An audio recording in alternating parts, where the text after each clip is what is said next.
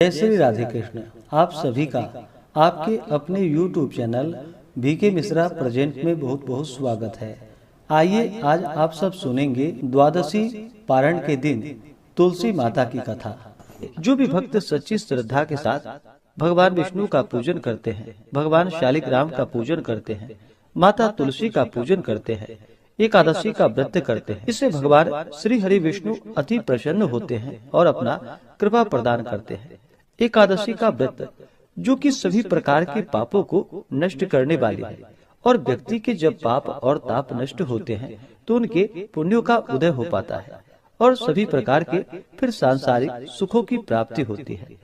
हिंदू धर्म में तुलसी का बड़ा ही विशेष महत्व माना गया है। माता तुलसी जो कि अपने भक्तों के सभी प्रकार के पापों को नष्ट करने वाली है और भगवान विष्णु को जो कि तुलसी दल अति प्रिय होता है।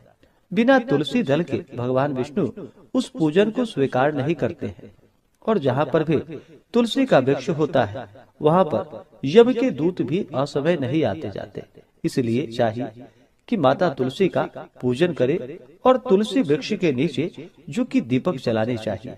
इससे माता तुलसी अपना कृपा प्रदान करती है। माता तुलसी का विवाह जो कि भगवान शालिग्राम के साथ विधि विधान के साथ कार्तिक के महीने में किया जाता है और प्रत्येक दिन भगवान विष्णु का पूजन करना चाहिए। भगवान विष्णु के पूजन के साथ साथ माता तुलसी का पूजन करते हुए कथा भी श्रवण करना चाहिए।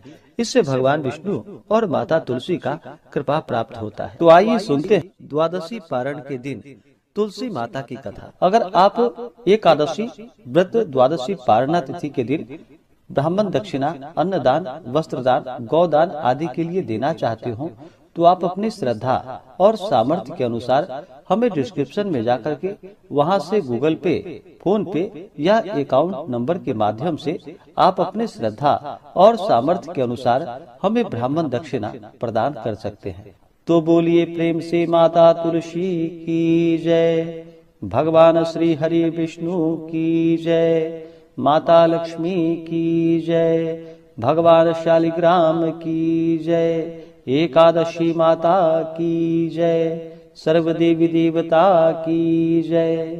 तुलसी से जुड़ी हुई एक कथा जो कि बड़ी ही प्रचलित है। श्रीमद् देवी भागवत पुराण में इनके दिव्य अवतरण की दिव्य लीला कथा भी बताई गई है।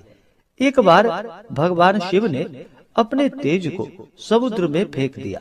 उससे एक महातेजस्वी बालक ने जन्म लिया। यह बालक जो कि आगे चलकर जालंधर के नाम से पराक्रमी दैत्य राजा बना। इसकी राजधानी का नाम जो कि जालंधर नगरी पड़ा। दैत्यराज काल नेमी के कन्या वृंदा का विवाह जालंधर से हुआ। जालंधर जो कि महाराक्षस था, अपनी सत्ता के मद में चूर होकर उसने माता लक्ष्मी को पाने की कामना से युद्ध किया, परंतु समुद्र से ही उत्पन्न होने के कारण माता लक्ष्मी ने उसे अपने भाई के रूप में स्वीकार किया। वहां से फिर पराजित होकर वह माता पार्वती को पाने की लालसा से कैलाश पर्वत पर पहुंच गया। भगवान देवादिदेव शिव का ही रूप धारण कर माता पार्वती के समीप गया, परंतु माता ने अपने योग बल से उसे तुरंत ही पहचान लिया तथा वहां से अंतर ध्यान हो गई। देवी पार्वती ने क्रुद्ध होकर सारा वृतांत भगवान विष्णु को सुनाया। जालंधर की पत्नी वृंदा अत्यंत ही पतिव्रता स्त्री थी। उसी के पतिव्रत धर्म की शक्ति से जालंधर ना तो मारा जाता था और ना ही पराजित होता था। इसलिए जालंधर का नाश करने के लिए वृंदा के पतिव्रत धर्म को भंग करना बहुत ही जरूरी था। इसी कारण भगवान विष्णु ऋषि का वेश धारण कर वन में पहुँचे। वहाँ वृंदा अकेली ही भ्रमण कर रही थी, वहाँ पर घूम रही थी।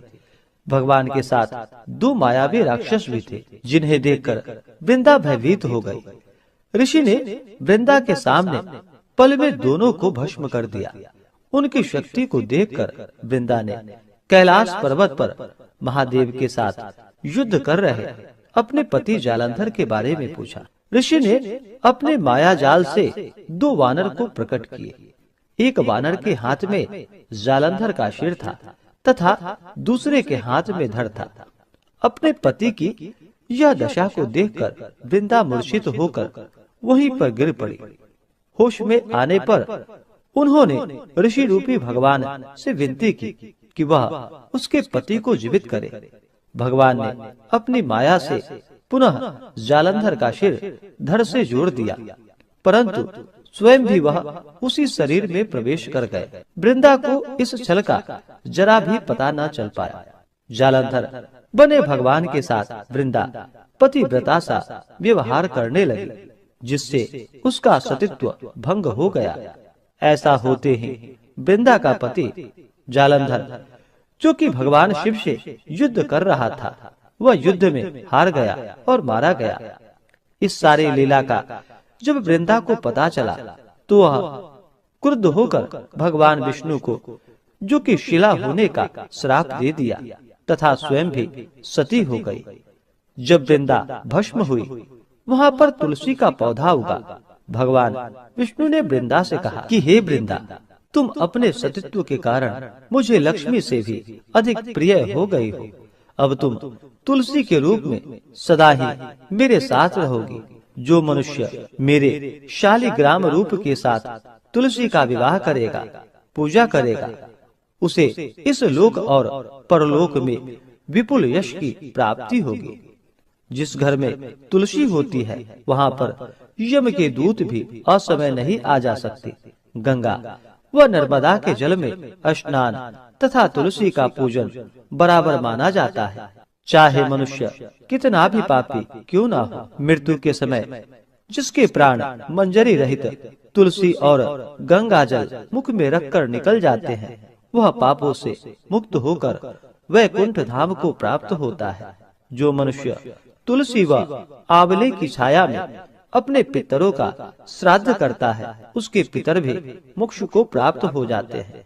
इस प्रकार से जो भी भक्त सच्ची श्रद्धा के साथ भगवान विष्णु का पूजन करते हैं, भगवान विष्णु को तुलसी दल अर्पित करते हैं, भगवान शालिग्राम का पूजन करते हैं, माता तुलसी का पूजन करते हैं, भगवान शालिग्राम के साथ माता तुलसी का विवाह संपन्न करते हैं, उन्हें विपुल यश की प्राप्ति होती है तथा सभी प्रकार के पापों का नाश होता है तथा सभी प्रकार के मनोरथ सिद्ध होते हैं। तो बोलिए प्रेम से भगवान विष्णु की जय, माता लक्ष्मी की जय, तुलसी माता की जय, भगवान शालिग्राम की जय, सर्व देवी देवता की जय।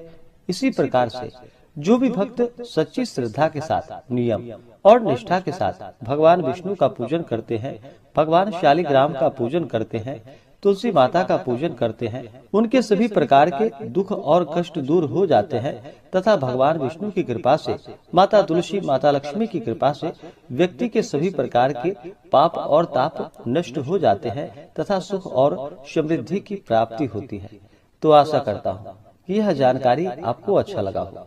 ऐसे ही ज्ञानवर्धक जानकारियाँ प्राप्त करने के लिए हमारे इस चैनल पे अगर आप नए हैं तो चैनल को लाल बटन दबा करके सब्सक्राइब करें, साथ में बेल आइकन घंटी को दबाएं ताकि मेरे वीडियो का नोटिफिकेशन आपको समय से मिलता रहे। वीडियो को लाइक करें, शेयर करें, सुखी रहें और स्वस्थ रहें। जय श्री राधे कृष्ण। धन्यवाद।